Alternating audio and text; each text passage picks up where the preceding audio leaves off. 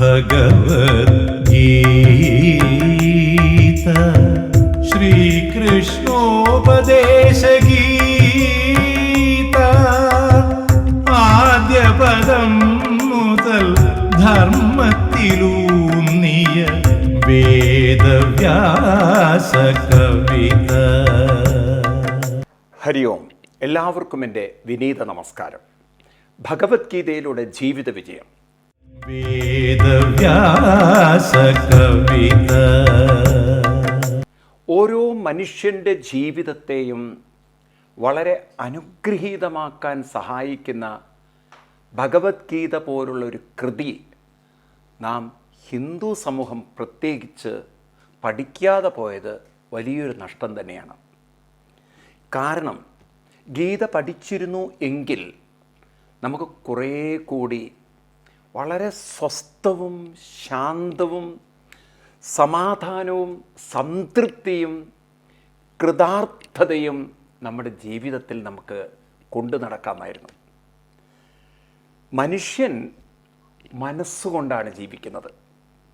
ആ മനസ്സിൻ്റെ അകത്താണ് എല്ലാ നന്മകളും തിന്മകളും. പക്ഷേ നമ്മൾ ആ നന്മകളെ അറിയുന്നില്ല. നമ്മളതിൻ്റെ തിന്മയുടെ വശം മാത്രം കാണുന്നു, അറിയുന്നു, അനുഭവിക്കുന്നു. കാരണം സമൂഹം എങ്ങനെയാണോ നാം അതിൻ്റെ റിഫ്ലക്ഷനായി മാറുക. Every action and reaction. ഇപ്പോൾ സമൂഹം എങ്ങനെ ആക്ട് ചെയ്യുന്നു നമ്മൾ അതുപോലെ റിയാക്ട് ചെയ്യുന്നു, അല്ലെങ്കിൽ അവരോട് അങ്ങനെ നമ്മൾ പെരുമാറണം.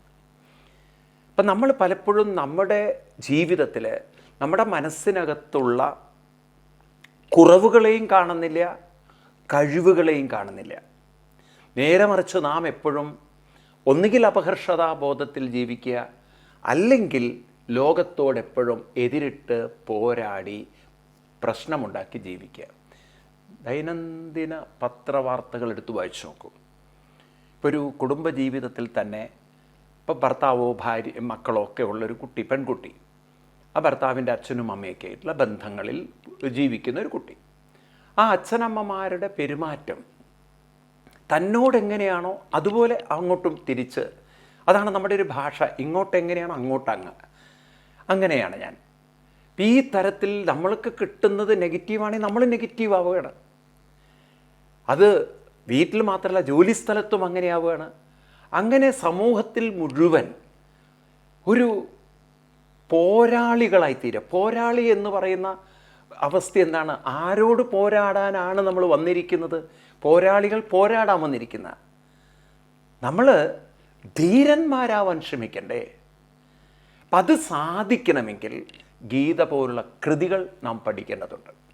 ഇപ്പം ഭഗവത്ഗീത തരുന്ന ഒരു ജീവിത ദർശനം നമുക്ക് മനസ്സിലുണ്ടാക്കുന്ന പരിവർത്തനം നിങ്ങൾക്ക് അളന്ന് തിട്ടപ്പെടുത്താൻ പറ്റില്ല. അത്ര അളക്കാൻ പറ്റാത്ത അമേയമായ, അങ്ങേയറ്റ അതുല്യമായ, ആശ്ചര്യകരമായ ഒരു പരിവർത്തനം. അതാണ് ഗീതയിൽ 2-ാം അധ്യായത്തിൽ കൃഷ്ണൻ ഓർപ്പിച്ച ആശ്ചര്യവത് പശ്യതി കശ്ചിതേനം ആശ്ചര്യവത് പതതി തഥൈവ ചാന്യ ആശ്ചര്യവശ്യേനമന്യ ശൃണോതി ശ്രുത്വാപ്യേനം വേദന ചൈവ കശ്ചിത്. ഇതൊരു ആശ്ചര്യമാക്കൂ ജീവിതം. അതിനു പകരം ഇത് വെറും ദുരന്തവും ദുഃഖങ്ങളും വിഷമങ്ങളും നിറഞ്ഞതാക്കി എന്ത് നേടാനാണ്? എന്താണ് അവസാനം? നിങ്ങൾ ഒരു ദിവസം മണ്ണായിത്തീരും മനുഷ്യൻ. ഈ മണ്ണാകുന്ന ശരീരത്തെ മണ്ണാകുന്നതിന് മുമ്പെങ്കിലും സന്തോഷമായിട്ട് കൊണ്ടു നടക്കണ്ടേ? പക്ഷേ സന്തോഷം എന്ന് പറയുന്നത് നമ്മളെ സംബന്ധിച്ച് അനുകൂല പരിതസ്ഥിതികൾ വരുമ്പോഴാണ്.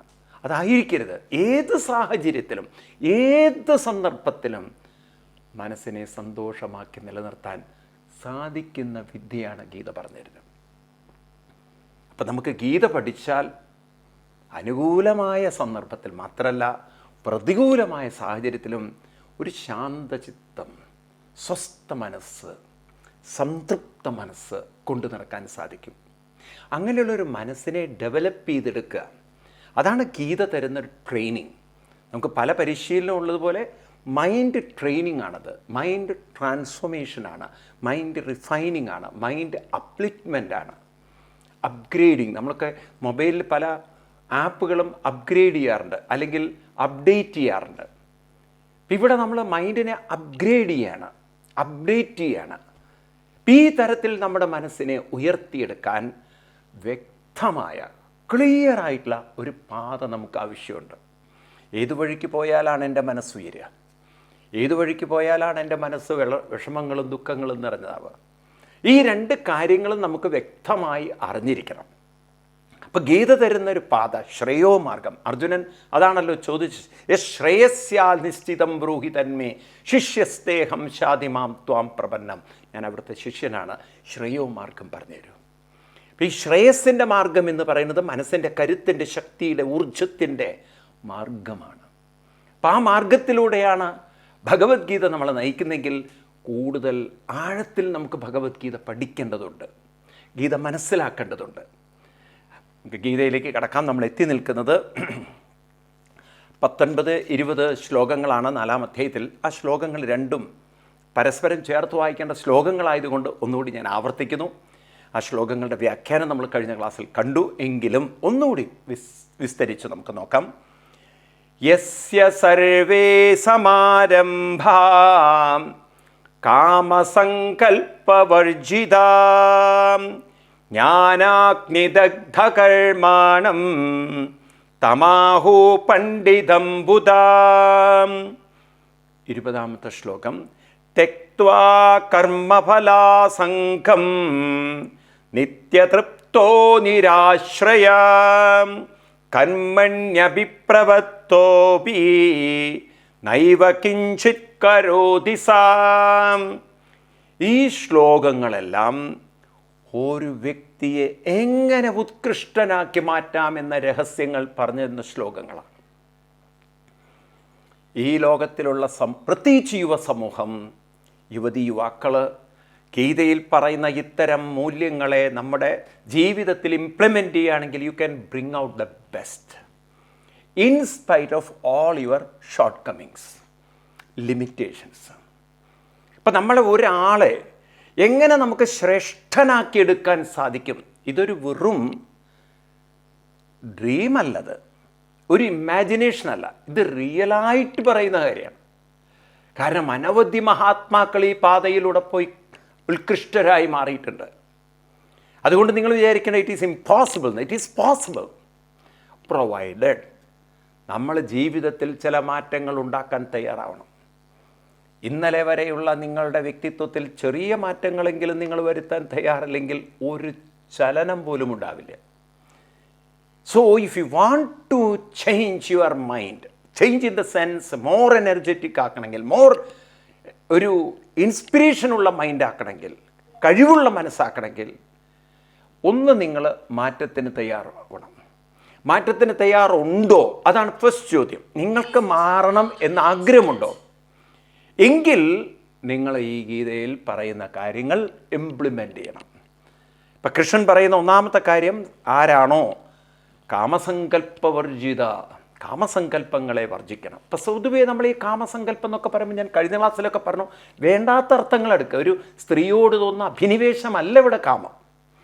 ഇവിടെ കാമം എന്ന് പറയുന്നത് നമുക്ക് ആസക്തിയുള്ള 3 കാര്യങ്ങളുണ്ട്.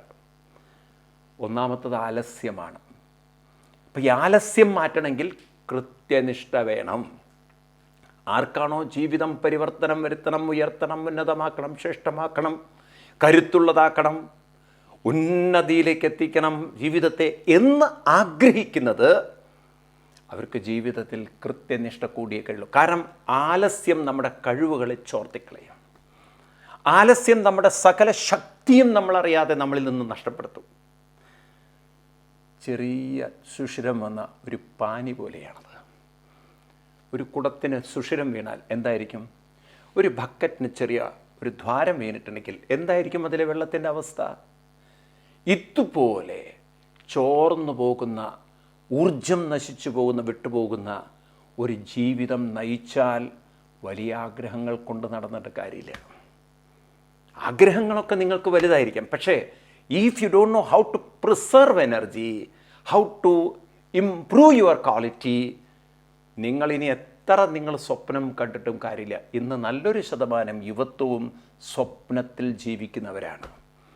കേവലം വിദ്യാഭ്യാസം കൊണ്ട് വെളുത്ത ഷർട്ടും കറുത്ത പാൻറ്റും എടുത്താൽ നിങ്ങൾ വിചാരിക്കത്ത് പ്രൊഫഷണൽസ് ആകുന്നു. അങ്ങനെ നിങ്ങളൊരു വൈറ്റ് കോളർ ജോലിക്ക് ശ്രമിച്ചാൽ പോലും വെറും നിങ്ങളുടെ ഗ്രാജുവേഷനും അല്ലെങ്കിൽ പ്രൊഫഷണൽ ഡിഗ്രി കൊണ്ടും നിങ്ങൾക്ക് എത്താൻ പറ്റില്ല. നിങ്ങൾ ആസ് ഒരു ഓർഡിനറി സ്റ്റാഫായിട്ട് അവിടെ ഇരിക്കും. കുറേ കഴിഞ്ഞാൽ നിങ്ങൾക്ക് മടുക്കും, അവർക്കും മടുക്കും, നിങ്ങളെ പറഞ്ഞയക്കും. അപ്പം അതെന്തുകൊണ്ടാണെന്ന് ചോദിച്ചു കഴിഞ്ഞാൽ quality of work, quality of performance, quality of your output, quality of your perfection അത് കുറഞ്ഞാൽ എന്ത് ഡിഗ്രി സർട്ടിഫിക്കറ്റ് ഉണ്ടായിട്ട് കാര്യമില്ല. ഇപ്പം നിങ്ങളിൽ നിന്നൊരു ക്വാളിറ്റേറ്റീവ് പ്രൊഡക്റ്റ് അല്ലെങ്കിൽ ക്വാളിറ്റേറ്റീവ് പേഴ്സണാലിറ്റി പുറത്തു വരണമെങ്കിൽ അതിലാദ്യത്തെ കാമസങ്കല്പവർജിത ഒരു സങ്കല്പം ഒഴിവാക്കണം, ആലസ്യം. അതിന് കൃത്യനിഷ്ഠ എന്നൊരു സങ്കല്പം വെക്കണം. ഇപ്പം കൃത്യനിഷ്ഠ ജീവിതത്തിൻ്റെ പരിവർത്തനത്തിന്, പരിണാമത്തിന് അനിവാര്യമാണ്. ഉയർച്ച വേണോ, കൃത്യനിഷ്ഠ വേണം. പണ്ടുള്ളവർ പറയില്ല, early to bed early to rise makes man straight for perfect എന്നുള്ളത്. അപ്പോൾ ഈ മനുഷ്യനെ സ്ട്രെങ്ത് ഉള്ളവനാക്കണമെങ്കിൽ ആ ഒരു കൃത്യനിഷ്ഠ വേണം. രണ്ടാമത്തെ നമ്മുടെ ഏറ്റവും വലിയ ശത്രു എന്ന് പറയുന്നത് ആലസ്യത്തിൽ നിന്നും വരുന്നതാണ് അവശ്യത. കാരണം ആലസ്യമുണ്ടോ ഊർജ്ജശോഷണം വരും, ഒരു ഉന്മേഷം ഉണ്ടാവില്ല, ഉത്സാഹം ഉണ്ടാവില്ല, ഒരു തണുത്ത് ഒരു ആകെ ഒരു എന്താ പറയുക ഡിപ്രസ്ഡ് മൈൻഡ്, ഒരു കാര്യം കമ്മിറ്റ്മെൻ്റ് ഏറ്റെടുക്കാനുള്ള കഴിവുണ്ടാവില്ല. അങ്ങനെയുള്ളവരൊക്കെ ഒരു ജോലിയിൽ കയറിയാൽ പോലും അവരവരുടെ സ്പെക്ട്രത്തിൽ നിന്ന് അപ്പുറത്തേക്ക് അവർ വളരില്ല. ആ ഒരു ലോകത്തിൽ തന്നെ സർക്കിളായിട്ട് അവർ കറങ്ങിക്കൊണ്ടിരിക്കും. നിങ്ങൾ കുറേ കഴിഞ്ഞാൽ ഭാരമാണ്, ബാധ്യതയാണ്.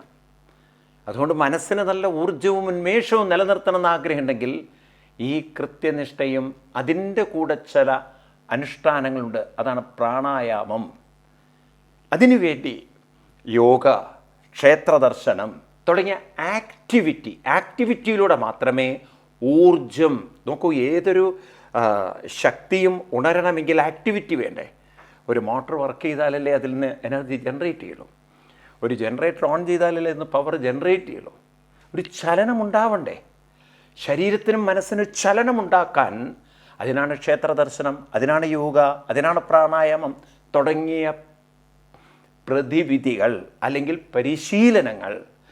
ആർക്ക് നിരന്തരം അനുഷ്ഠിക്കാൻ സാധിക്കുന്നുണ്ടോ ഊർജം നിങ്ങൾക്ക് ക്രമേണ കൂടി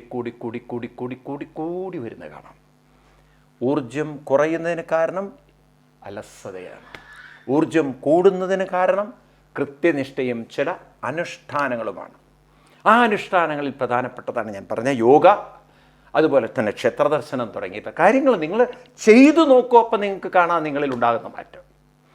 ഇനി മൂന്നാമത്തതാണ് നമ്മുടെ ശത്രുവായിട്ട് നിൽക്കുന്നതാണ്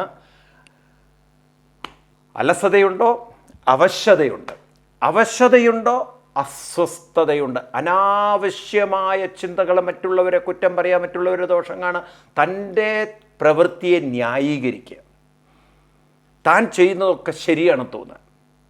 അപ്പം കഴിവില്ലാത്തവൻ എപ്പോഴും ആയുധത്തെ കുറ്റം പറയും, മറ്റുള്ളവർ ചെയ്യുന്നതിൽ ദോഷം കാണും.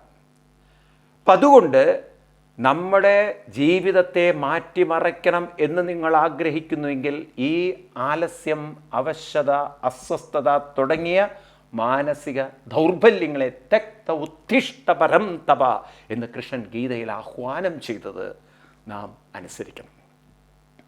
അപ്രകാരം കാമസങ്കല്പവർജിത, കാമം എന്ന് പറഞ്ഞാൽ പൊതുവെ സുഖം എന്നാണ് അർത്ഥം. അപ്പം നമുക്ക് സുഖം തരുന്ന ഇത്തരത്തിലുള്ള ദൗർബല്യങ്ങളെ വർജിത. കാമം സുഖം, പാലസ്യം ഒരു സുഖമാണ്, അവശ്യത ചിലർക്കൊരു സുഖമാണ്. അസ്വസ്ഥമായി ജീവിക്കുക, മറ്റുള്ളവരെ കുറ്റവും ദോഷവും കണ്ട അവനവൻ്റെ കാര്യങ്ങളെ ന്യായീകരിച്ച് താൻ ചെയ്യുന്നത് ശരിയാണെന്ന് തെറ്റിദ്ധരിച്ച് അതിൽ മുഴുകി ജീവിക്കൽ സുഖമാണ്. പരദൂഷണം സുഖമാണ് പലർക്കും. പക്ഷെ അങ്ങനെ ജീവിച്ചാൽ നിങ്ങൾക്ക് കിട്ടാൻ പോകുന്നത് ക്രമേണ നിങ്ങൾ സമൂഹത്തിൽ നിന്നും ഒറ്റപ്പെടും. കാരണം ആലസ്യവും അവശതയും അസ്വസ്ഥതയും ഉള്ള മനസ്സുകളെ നെഗറ്റീവ് മൈൻഡുകളായിട്ടാണ് സമൂഹം കാണുക.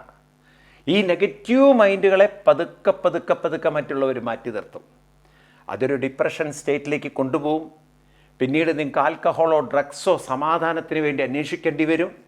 അപ്പം അതുകൊണ്ട് അത്തരത്തിലുള്ള ജീവിതത്തിലേക്ക് പോവാതിരിക്കാൻ, ഈ ശത്രുക്കളെ നമ്മളിൽ നിന്നും ദൂരീകരിക്കാൻ ചില കൃത്യനിഷ്ഠകളും അനുഷ്ഠാനങ്ങളും ധ്യാനം തുടങ്ങിയിട്ടുള്ള പരിശീലനങ്ങളും സത്യസന്ധമായി നിങ്ങൾ കൊണ്ടു നടക്കാൻ സാധിച്ചിട്ടുണ്ടോ?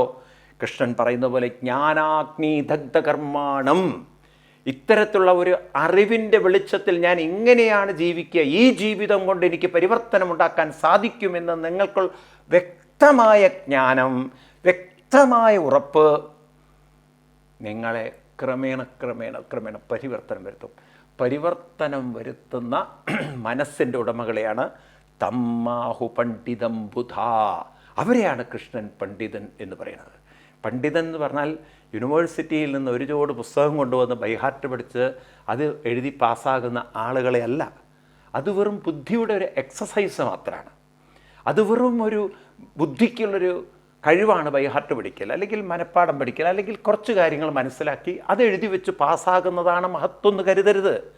It is A mere exercise of the brain, the one part of the brain we call intellect. ബുദ്ധിയുടെ ഒരു പ്രവൃത്തിയാണ്. അവരല്ല പണ്ഡിതന്മാർ. അതൊക്കെ യൂണിവേഴ്സിറ്റി കൊടുക്കുന്ന പാണ്ഡിത്യമാണ്.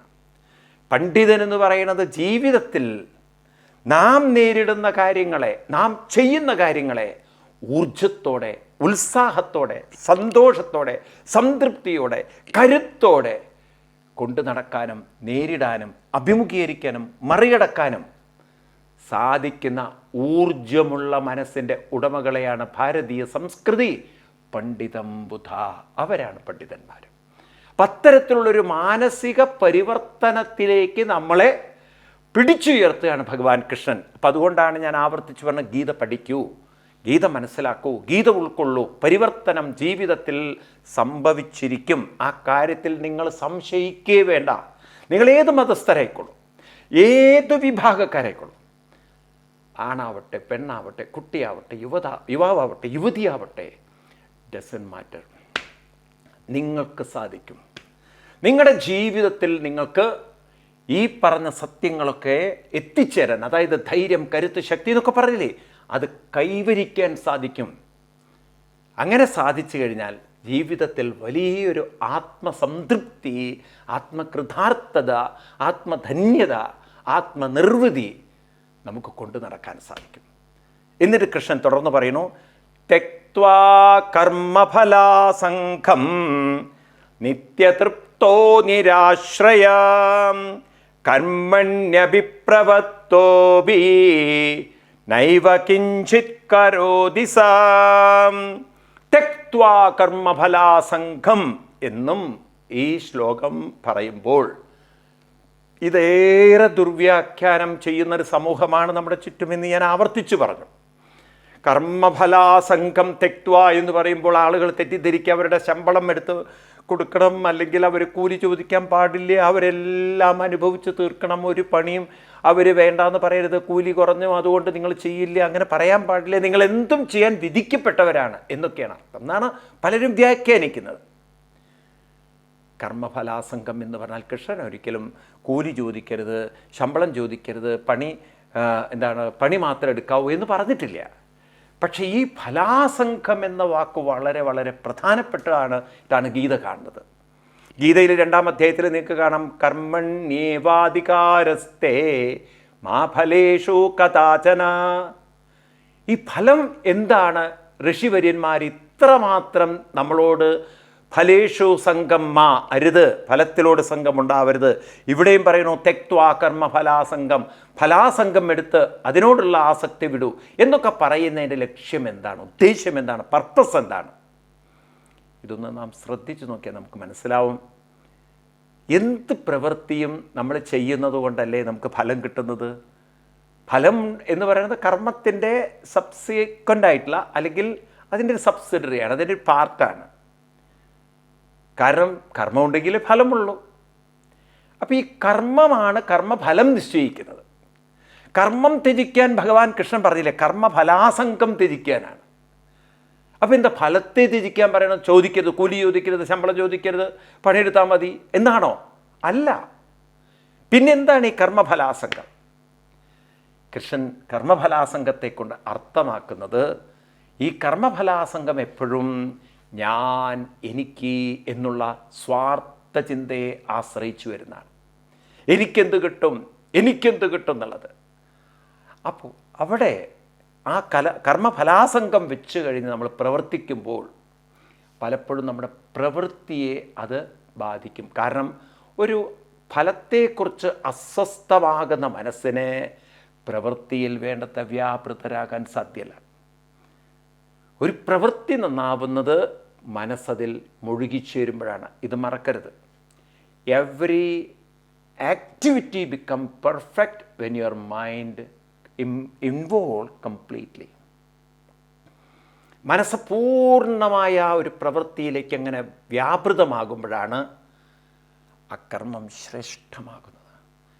എന്നാൽ അനാവശ്യമായ ചിന്തകൾ, എന്ത് കിട്ടും, എന്ത് കിട്ടും, എന്ത് കിട്ടും, എങ്ങനെ ചിലവഴിക്കും, എങ്ങനെ കിട്ടും, എത്ര കിട്ടും എന്ന ചിന്ത പലപ്പോഴും നമ്മുടെ പ്രവൃത്തിയെ ബാധിക്കും.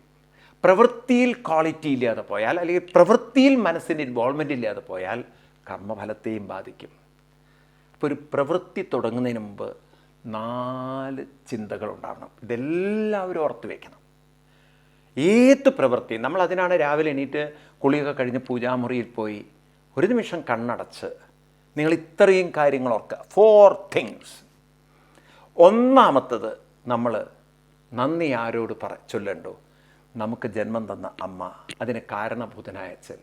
ആ അച്ഛനെയും അമ്മയും നമിച്ചുകൊണ്ട് ഈ ഒരു ജന്മഭാഗ്യം തന്നതിന് ഒന്ന് നന്ദി പറയണ്ടേ ഡെയിലി?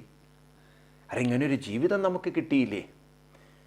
ഇങ്ങനൊരു ജീവിതം, ഇത്രയും കാലം നമുക്ക് ആഹാരം തന്നിട്ട് നിങ്ങൾക്ക് ചിന്തിക്കാനുള്ളൊരു ബ്രെയിൻ ഡെവലപ്പ് ചെയ്തിട്ടുണ്ടെങ്കിൽ, അമ്മയുടെ മുലപ്പാൽ പോലുള്ള ഔഷധം നമ്മുടെ ശരീരത്തിൽ ചെന്നതുകൊണ്ടാണ് ബ്രെയിൻ ഡെവലപ്പ് ചെയ്യുന്നത്. കുട്ടിയെ സംബന്ധിച്ച് 6 മാസം ആ കുട്ടി കഴിക്കുന്ന അമ്മയുടെ മുലപ്പാലാണത്ര ഏറ്റവും ആ കുട്ടിയുടെ ബ്രെയിൻ സിസ്റ്റത്തെ ഡെവലപ്പ് ചെയ്യാൻ സഹായിക്കുന്നതെന്ന് ആധുനിക ശാസ്ത്രം തെളിയിച്ചിട്ടുണ്ട്.